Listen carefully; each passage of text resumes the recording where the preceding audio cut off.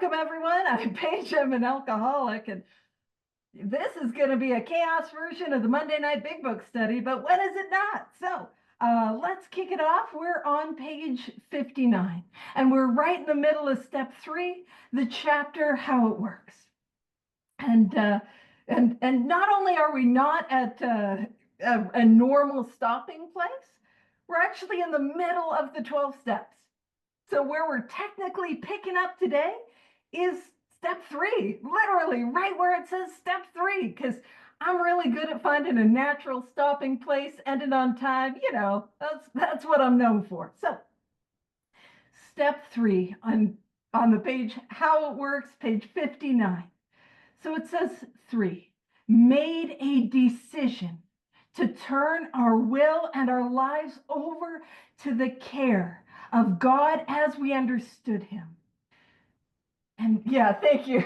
My internet is about as unstable as I am, guys. I'm doing the best I can. So step 3, the crux of what the third step is very simply a decision. By the way, I want you to know you can't hear me, or you can hear me, but you can't see me. My hands are moving just as much as they always do. I am flailing behind this black screen. I'm going. So the crux of what the third step is a decision. So in the third step, what am I doing? It is simply a decision. Now, I won't say it's just a decision, because y'all, it is a pretty big one. You know what I'm saying? It's a big one. It is a decision to turn my will and my life over to the care of God as I understood him. And what I will point out is a lot of times in the meetings and in the rooms, we hear that our will is our thoughts and our lives, that is our actions. And I'm not going to say whether that's true or not. But I was working with a sponsee of mine who pointed out that is it not possible that my will is my actions and my life is the result of those actions? Listen, I'm just going to take a conventional thing and put a wrench in it, because you know what we don't have today? What we don't have is enough wrenches. We need some wrenches in today's big book study, because it's been going so seamlessly from the get-go. So glad you're all here. All righty. And then it says, turn our will and our lives over to the care of God as we understood him. And what I want to emphasize is that word care. And if you think about the things in your life that you have cared for, maybe you have kids and you've cared for your kids, or maybe you're like, no, a plant is more my speed. Some of you, I love plants, but I cannot be responsible for their upkeep. Not responsible enough. But you have those things that you cared for. To care for is to give love and attention and time. So my will and my life will receive that care. It is a loving care, and it is implicit. Now, as we go through this book, we're going to see promises. We've already seen some promises. There is an abundance of promises all throughout this book, all throughout this literature. And anytime I read a promise, but deeper than that, anytime I experience a promise as it is outlined in this book, that becomes irrefutable evidence of God's care. My will and my life will be cared for.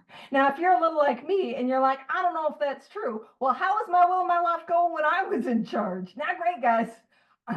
Listen, it was about as well as my internet. It was not good. Not good. Starts and stops and falling out all over the place. And then it says, the care of God as we understood him. And y'all know I love my 1930s dictionary, again, because I'm so fun at parties. And the word understand or understood in the 1930s dictionary that I have, I don't have the unofficial 1930s dictionary. I just have a 1930s dictionary that was already at my house. Because again, fun. Words. I just spend time by myself looking up things in the dictionary. Just so cool. So cool. But in my 1930s dictionary, the word understand means to know through experience.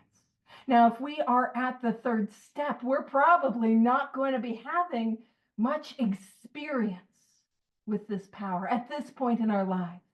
But what we are going to try to do is to build that experience. And how do I build that experience with God, higher power, creator, spirit of the universe?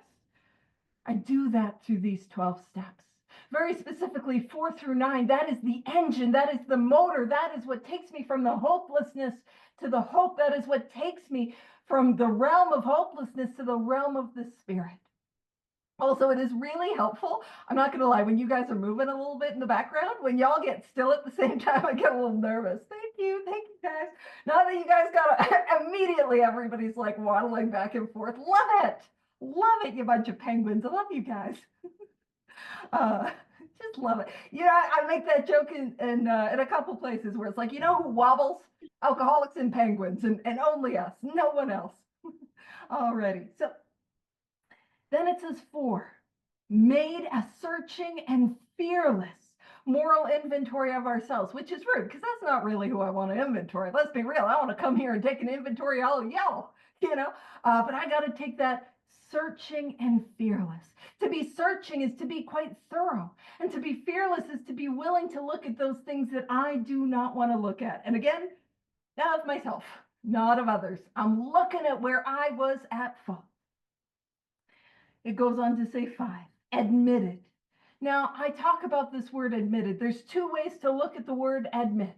The first is a bit of a confession, and I'm going to use my standby, tried and true confession that I use, which is I need to confess that I stole your car, slept with your husband, and peed on your carpet. Just classic alcoholic things. And I'll let you all know, I am just kidding. I would never. It was linoleum. You guys know what's up. So that is one version of the word admit. But there's another way to look at that word admit.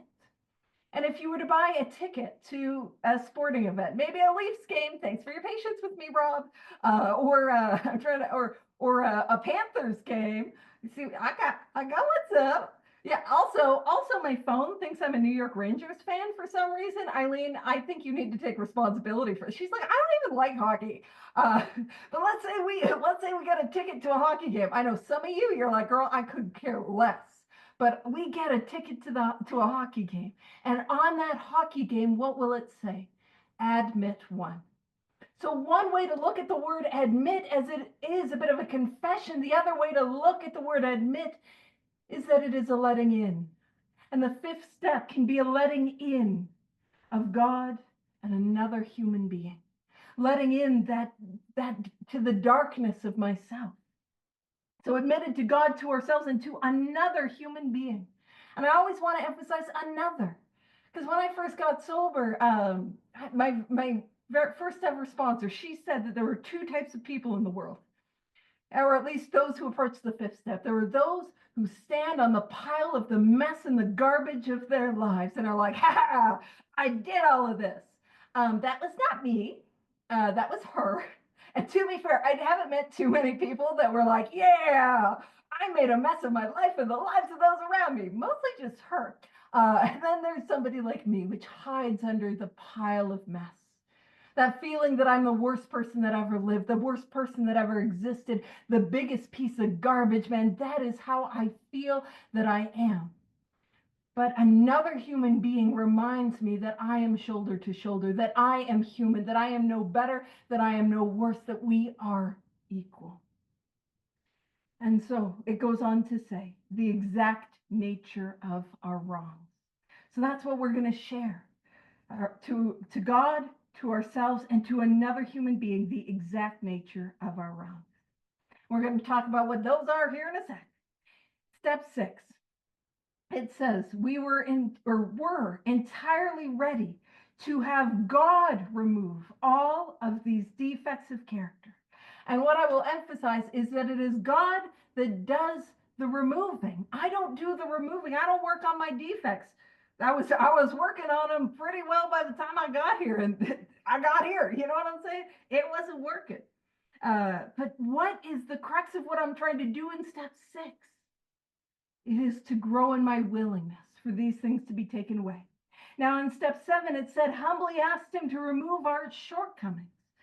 Now, last week we were talking about how at my home group we read the original manuscript, and there's some differences in some of the language that's used.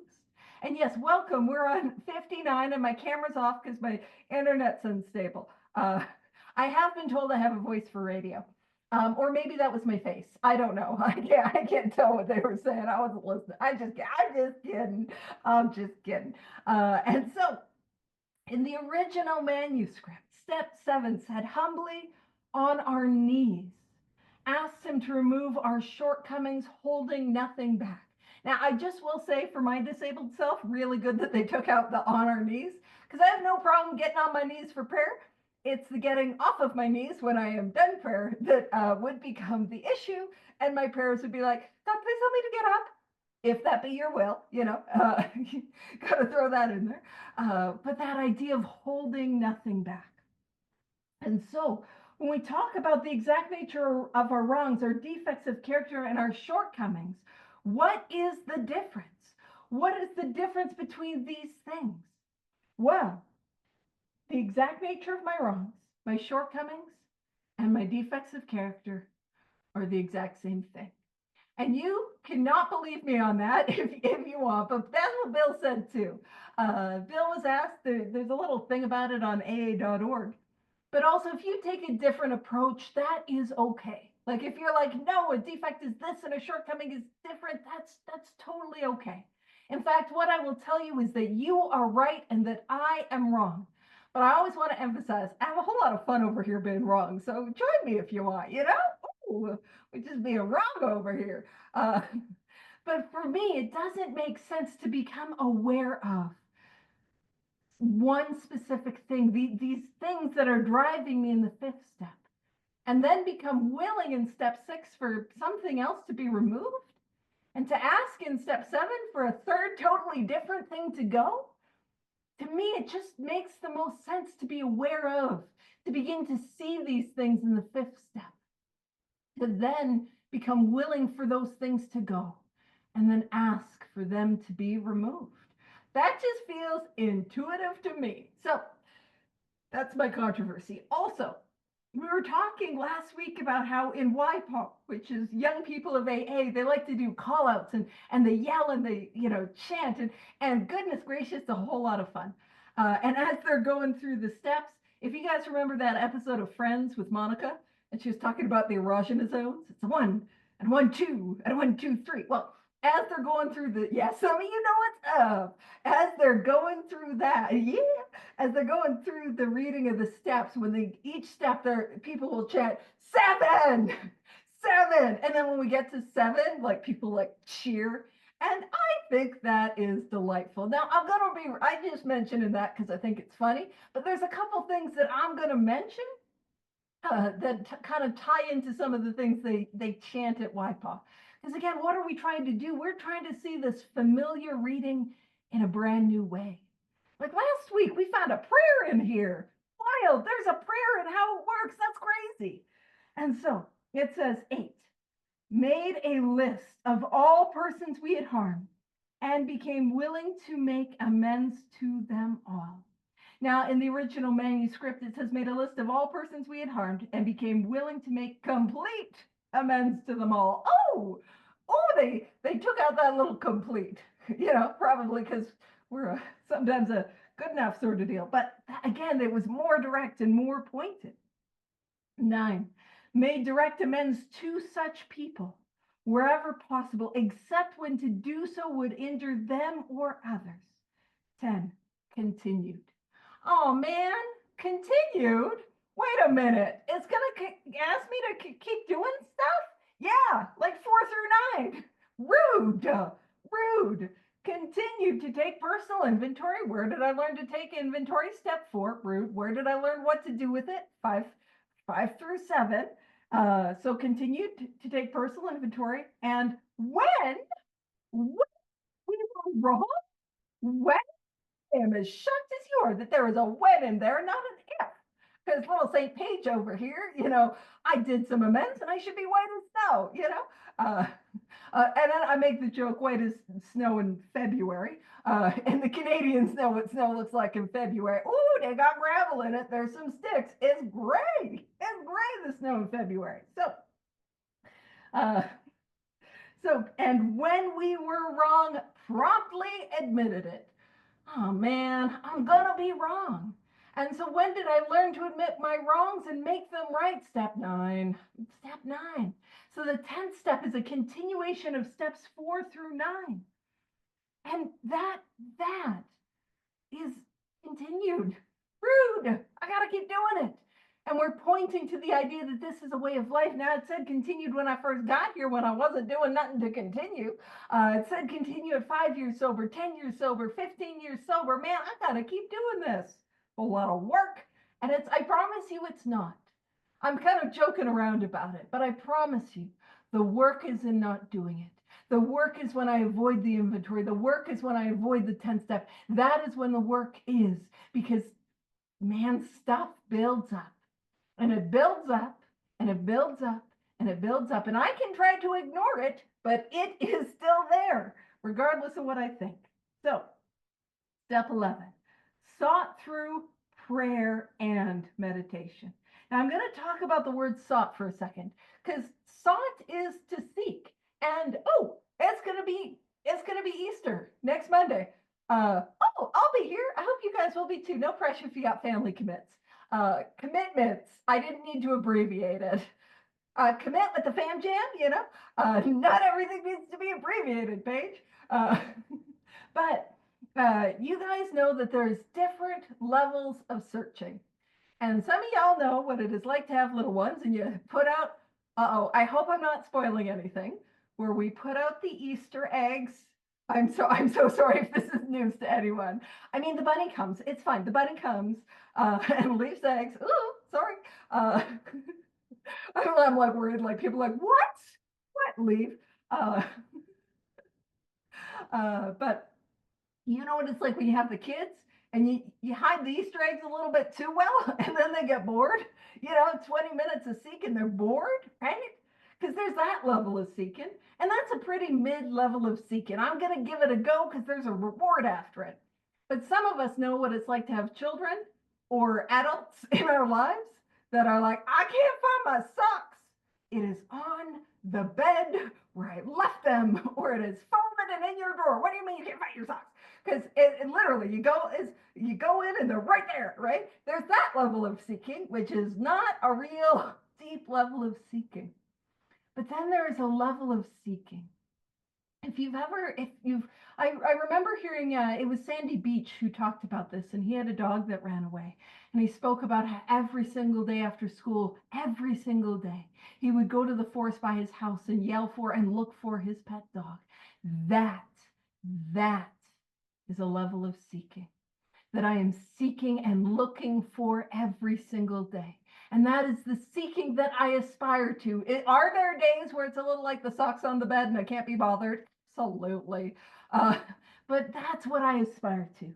So it's a sought through prayer and meditation. I was reading that as and or meditation for a long time when I got here. And or, like I could pick and choose, Which, nope, it is a solid and prayer and meditation. I'll be honest, when I'm working with people, when I'm working with sponsees, I don't even ask if they pray. I only ask if they meditate, because I promise you, if you're meditating, you're praying. And if you're like, if I ask, hey, okay, what's your meditation life look like? It's like, I pray. It's like, I know you're not meditating. And I will let you know that is not an easy thing to do.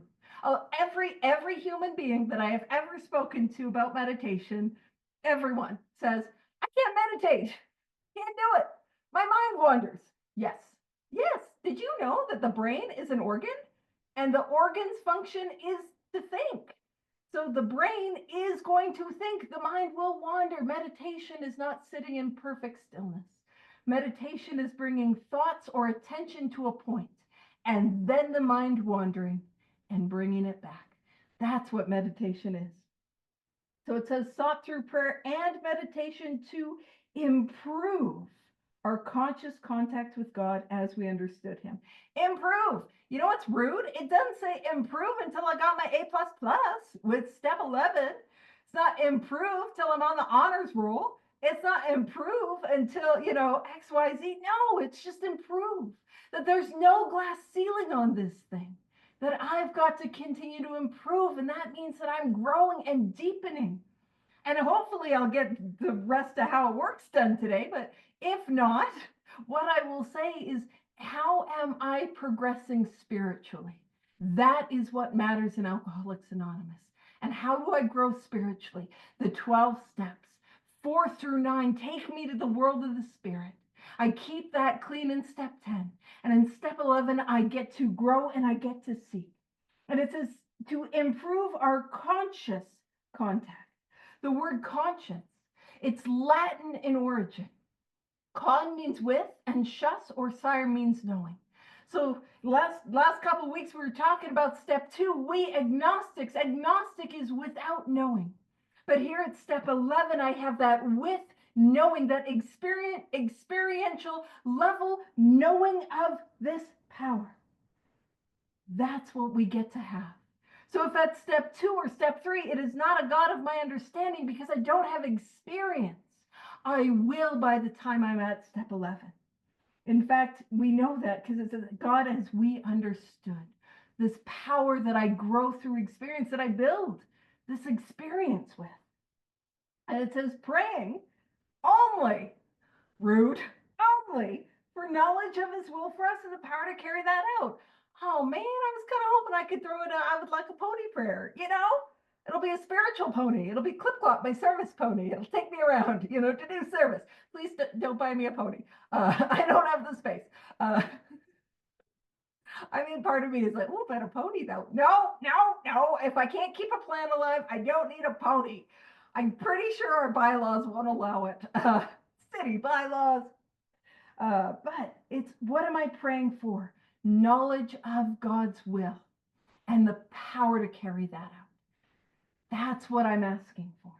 Now let's flip the page, step 12, top of page 60.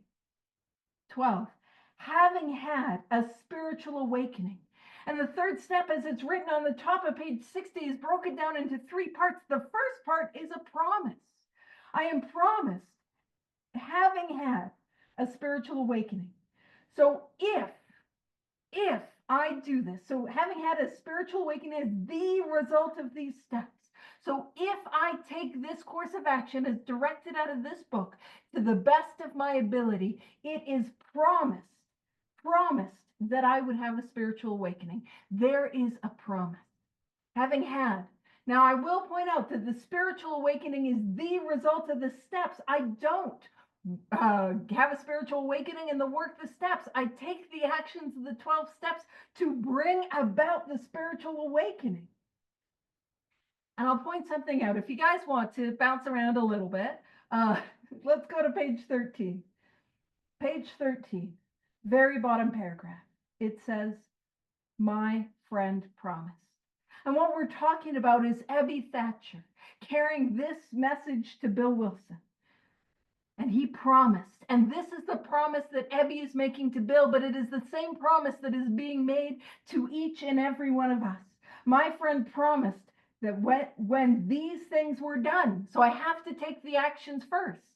I don't like that. I would like the results before I take the actions. Sound familiar? But I take the actions first, that when these things were done, I would enter upon a new relationship with my Creator. And that is a spiritual awakening.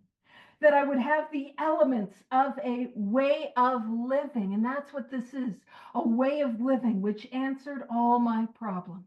So what he's saying is, Ebby Thatcher promised Bill Wilson that if you do this work, you will have this spiritual awakening. And you will awaken to a life that answers any problem that you have.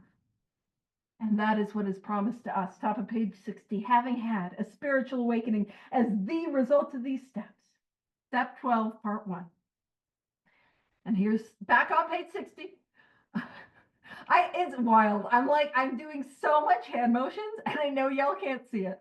And actually, it's a real interesting thing to see how much is related to body language. Part of me is like, I feel like maybe I could turn my camera on, but I don't want to risk it. I'm like, oh, I'm living in dangerous optimism. So it says, having had a spiritual awakening is the result of these steps. That's the promise. Then it says, now this is the direction. We tried to carry this message to alcoholics. So what are we talking about? We're talking about working with others. We're talking about sponsoring others. We're talking about helping others take the course of action that is these 12 steps. Traditional 12-step work, that's what we're talking about. And we carry this message, that the spiritual awakening as the result of the 12 steps is sufficient to overcome alcoholism or whatever illness brings you to this all-inclusive study. And then here's the third direction, and to practice these principles in all our affairs. Now, affairs means activities. That's not the takeaway. Oh, I gotta have affairs? No, we got some inventory to write on that sort of thing. We're not doing that. But we practice these principles. Now, I'm going to say something that's, again, like the defects and shortcomings, it might be controversial. So what I want you to know is that if you disagree with me, you are right. Again, you're right. You are correct. We'll give you the 12-step honor roll gold star, and I will get the F and dunce cap. Oh, I'll get a dunce cap. So that's some old school references. But you're right and I'm wrong.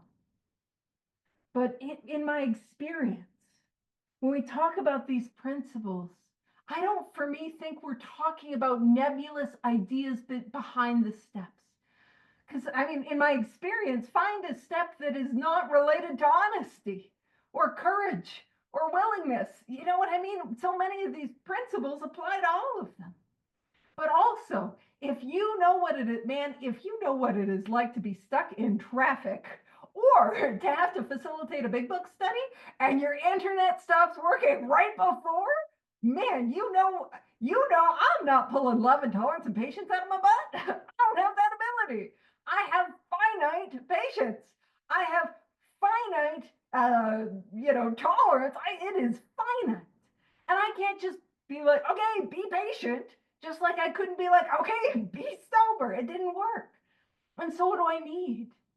I need the tangible actions of the 12 steps. So when it talks about practicing these principles, for me, the principles of the 12 steps are the actions of the 12 steps. And I practice those in all areas of my life. You see, these 12 steps are not things that I simply talk about between prayers and a meeting. They are how I live between the prayers outside of the meeting, from prayer to prayer. That idea of I bring this course of action into work, into family, into all areas, and into internet difficulties. Oh man, I have a degree in IT. It's actually I have a degree in computer networking, which I don't want to use. Although maybe I should, because it's not working so well. But let me tell you, bring it. Oh, you got computer problems? Oh, I need some inventory on that, my guy. I need some prayer. I need some meditation. I got a 10th step, the whole bucket of it already. So that's the approach that I take. And I can practice those. I can't practice, and maybe it's just because my brain often works quite literally, but I can't practice intangible things, but I can practice inventory. I can practice step 10. I can practice prayer. I can practice meditation. And as a result, those intangibles flow.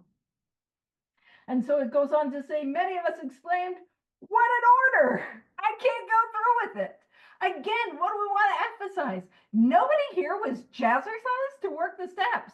Nobody here saw the steps on page 59 and 60 or on the Zoom screen or on a scroll on the wall and thought, oh boy, what a great idea. I have no issues with any of those suggestions. I would just love to do all of those right now, forthwith, off I go. I'm ready.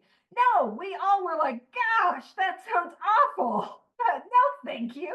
No, thank you. What an order. I can't do it. It's too much. I'm afraid. That is all of our experiences. So if you are on this side of the third step where you're looking at the steps and the course of action that we have to take to recover, and you're like, no, thank you. What I want you to know is that you are not alone. That is a human response. That is a normal response.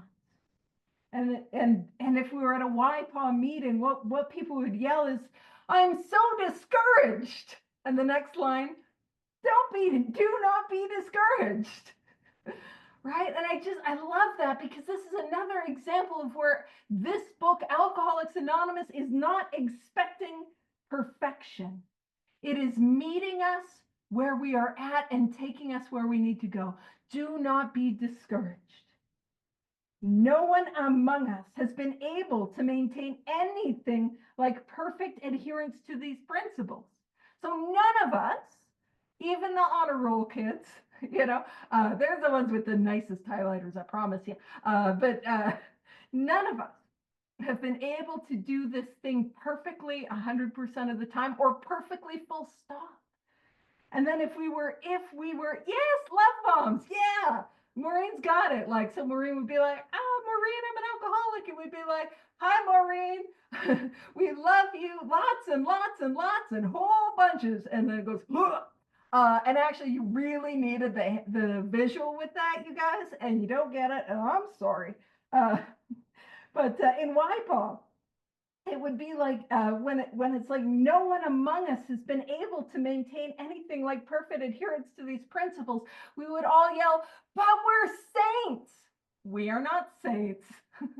And then we would yell, what's the point? Right? And I'm sure none of you can relate to that all or nothing, black and white thinking. If I can't do it perfectly, I won't do it at all. I'm sure nobody relates to that. What's the point? Okay. The point is that we're willing to grow along spiritual lines. And then I can't remember what they say, but it's a joke about doing lines, something like that, outside issues, outside tissues, it's fun. It's fun. But when it talks about we are not saints, I heard the best description of sainthood, and it was by a gentleman by the name of Thomas Merton. And he was a Trappist monk, and he did a lot of interfaith work. And he spoke about how sainthood is about being who we truly were meant to be, who God has truly called us to be. And I remember, this I know is going to be a shock, but I've not been historically known at being good at receiving compliments. Shocker. And then people would say things to me, and there were some times where, like, I would get a compliment, or it would be about being disabled, and I would kind of slough it off by saying, yes, put me on a dollar store candle, which, by the way, I had a sponsee who put my face on a dollar store candle. Which the best thing about that, I didn't buy it for myself. I would never do that. But the best thing about that was when she ordered it, she got a contact from the person who sold it that was like, hey, it's going to be a little late. I put it out for delivery and it got stolen. And so what that means is there is a candle with my face on it somewhere out in the world. And whoopsie doops. I didn't order it. I had nothing to do with it. Whoopsies. But I remember saying, like, I put me out and just kind of sloughing it off. And I remember one day I was in meditation, and it was a genuine meditation where I was, I was meditating.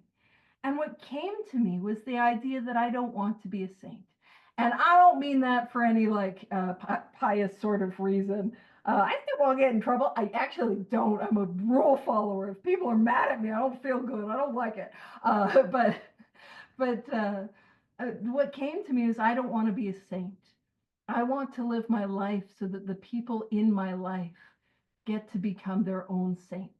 That's how I want to live my life. And that was a cool idea. And I think that's what, like, I'm not saying we're called to do, but I'm saying, like, that's what I'm trying to do. I'm trying to live my life so that the people that I try to help can be who they truly were meant to be, who God has called them to be. It's who we always wanted to be. So it says, we are not saints. What's the point? The point is we're willing to grow along spiritual lines. I'm growing along spiritual lines. And wait a minute. So again, we're going to make the joke about doing lines. No, but like, what are the lines? What are the lines I got to follow? The 12 steps. The 12 steps. We're growing along these 12 steps. It says the principles we have set down, the principles, the steps that we have set down are guides to progress. We claim spiritual progress rather than spiritual perfection. Now, a couple things. This is one of the hills. Y'all, this is a hill. This is a hill that I will die on. But I also will not correct anyone on it. Like, I'm not going to be a jerk if somebody in the meeting goes, it's progress, not perfection. I'm not going to jump down their throat and be like, actually, you guys, because that is rude and we don't do that. But it's not progress, not perfection.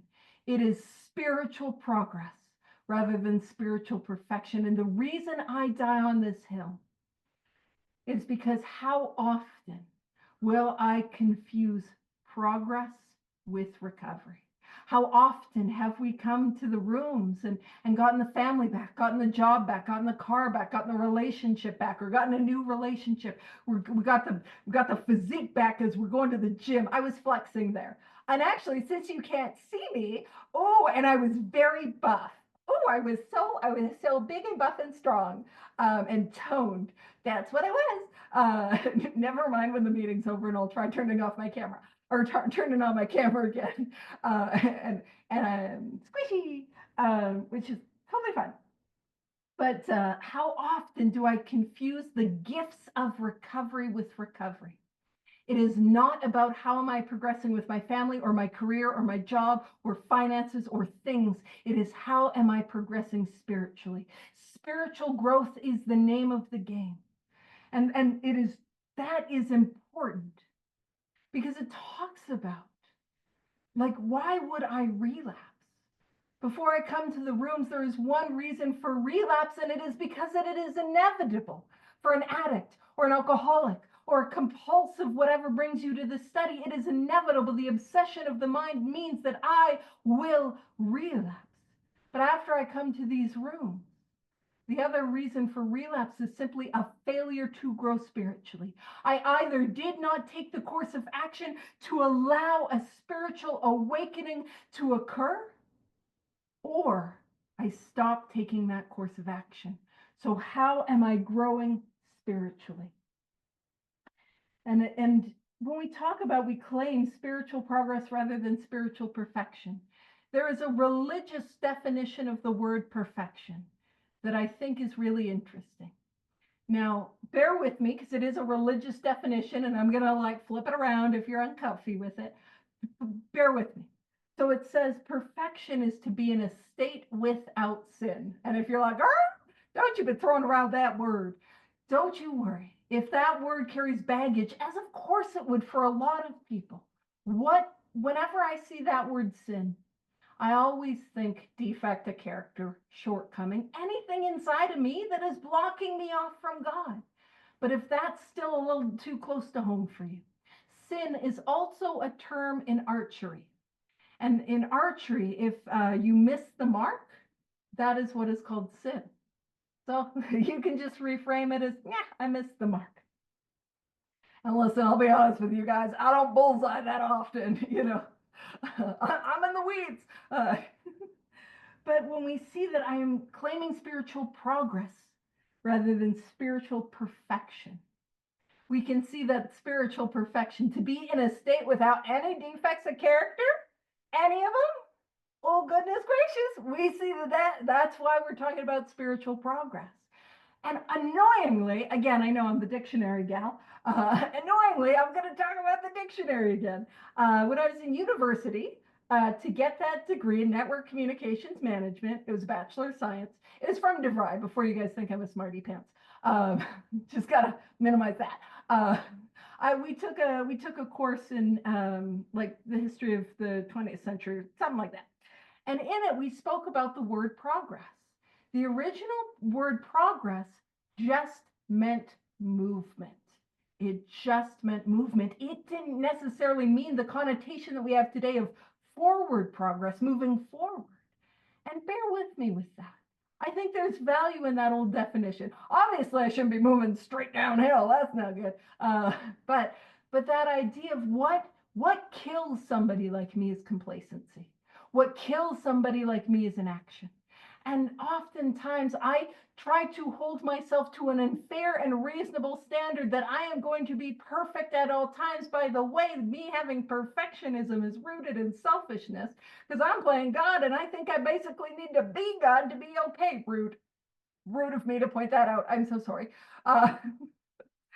But that idea that, like, as long as I am taking spiritual action and growing in spiritual action, I am progressing. And actually, in step 10, it talks about how we have a daily reprieve contingent on the maintenance of our spiritual condition. Maintenance. It is, my sobriety is contingent not on how I feel, but on what I do, the actions that I take. So I'm just throwing that out there, giving you a little, by the way, my hands are all over the place. I'm doing a little dance. I'm doing a little dictionary quarter dance. I really am. Uh, Woo! Also, if people are just listening to the recording, they're like, yeah, we can't ever see you, Paige. It's rude of you not to give us these directions if we're just listening to the recording on YouTube. I'm sure Rob at some point put the information in the chat. And if he didn't, don't worry about it. It's fine. We're just all going to do our best today. This little chaos gremlin of a big book study. Thank you for sticking with me. Alrighty. So we claim spiritual progress rather than spiritual perfection. How am I moving spiritually? How am I growing spiritually? It says our description of the alcoholic. Well, where did we get that description of the alcoholic? Well, we started to describe the alcoholic in the doctor's opinion. And of course, there was some sprinklings for sure of what it meant to be an alcoholic. And There is a solution, page 21. What about the real alcoholic, right? And then also more about alcoholism. Oh, that's an alcoholic description heavy chapter, I'll tell you what. So what does it mean to be an alcoholic, or to be an addict, or to be a person that struggles with whatever brings you to this all-inclusive study? Well, how we define this illness is the allergy of the body and the obsession of the mind. Do I have any experiences where once I start, I cannot stop? So I take that first drink and that drink takes me. And the more that I drink, the more that I need to drink. Or if I know what it is like to take a drug, and I take that hit, I take that hoot, I snort that line, I pop that pill, and I need more. And the more that I use, the more that I need to use. Or I know what it's like to place that bet, and I need to place another and another and another. Or text my ex, or whatever, or try to manage the alcoholic in your life, whatever brings you to this study. If that sounds like you, that is the allergy of the body. Now, the obsession of the mind, what that looks like is when I have said, I'm not going to do it again. And a day, a week, a month, several months down the line, I get a thought in my mind. And that thought tells me this time will be different. Nobody will ever know. I just got to get it out of my system. You know what I mean? That thought that takes me back again and again.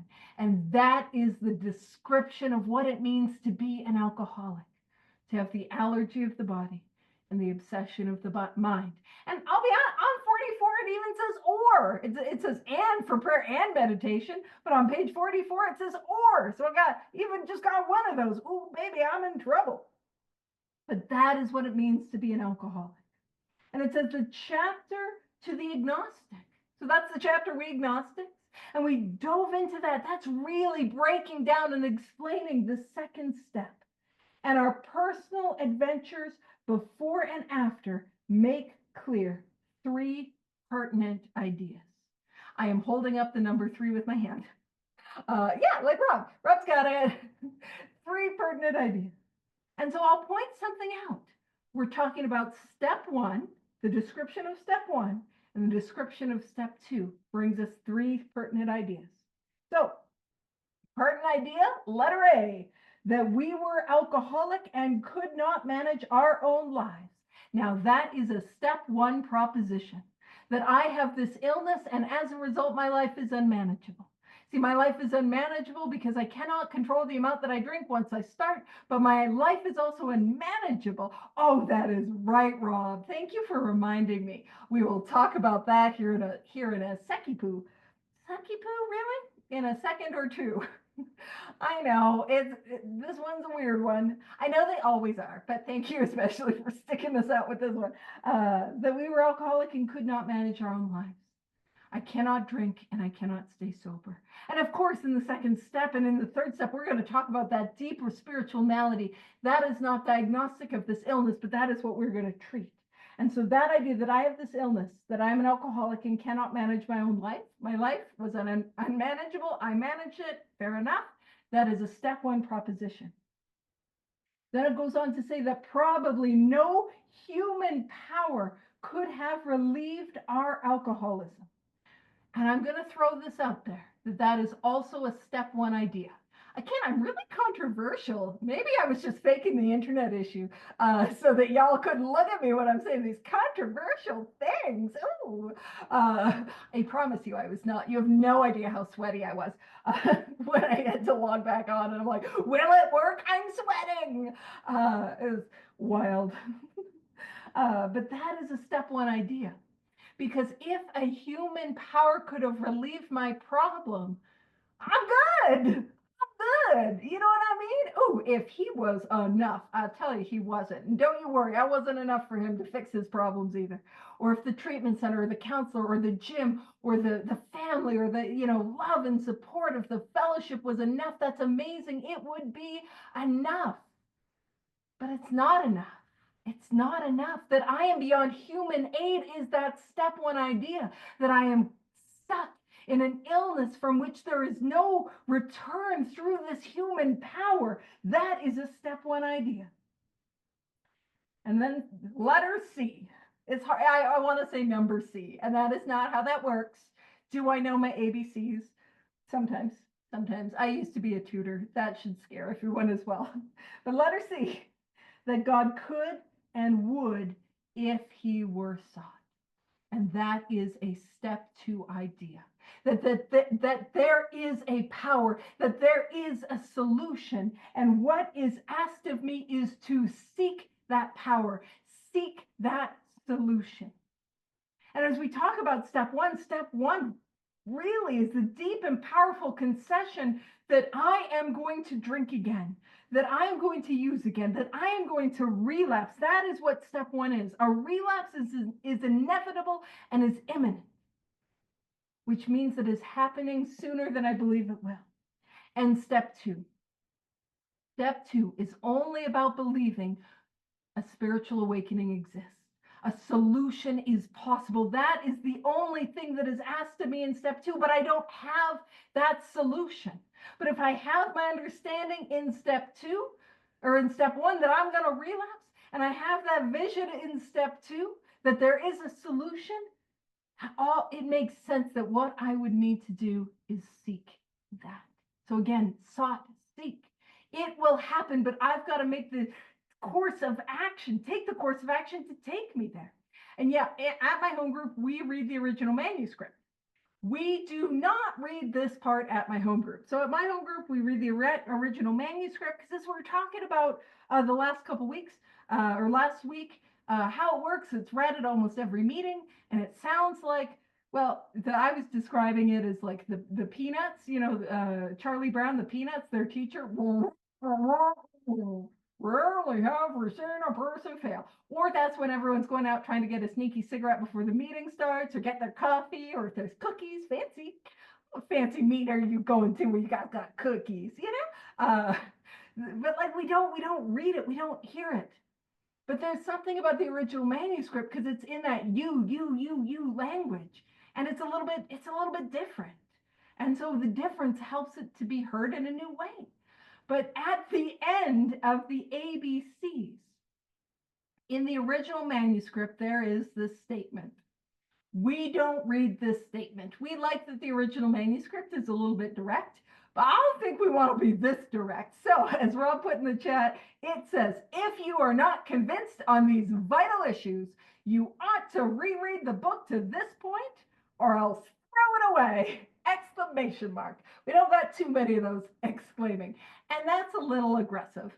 And so there were some editors that offered like, hey guys, that might be a little bit too directed, a little too aggressive, but I have a feeling, keep in mind, Bill Wilson is sometimes described as the consummate salesman. Bill Wilson, he's a sales guy. He wasn't a sales guy, that was Hank. Now, what I'm going to do is I'm going to make up history. So we only got one of the history husbands, so they're not gonna like, it's not gonna be too crazy. Thank you, Rob. But I just imagine like Hank Parker's like standing over Bill's shoulder, who's standing over poor Ruth Hawk's shoulder, who's typing out this stuff.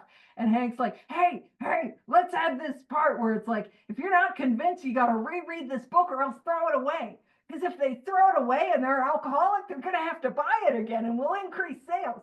That is not true. But that's the little visual that comes to mind for me.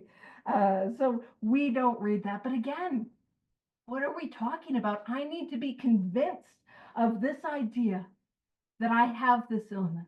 I need to be convinced of the reality that if I have this illness, I will relapse. And I need to be convinced that there could be a solution. And from that place, growth will and can start. And we got 2 minutes left. I think it's best we end early. Start late, end early, as I always say. And we'll dive into step 3. So whenever you're ready to stop the recording on your own time, Rob.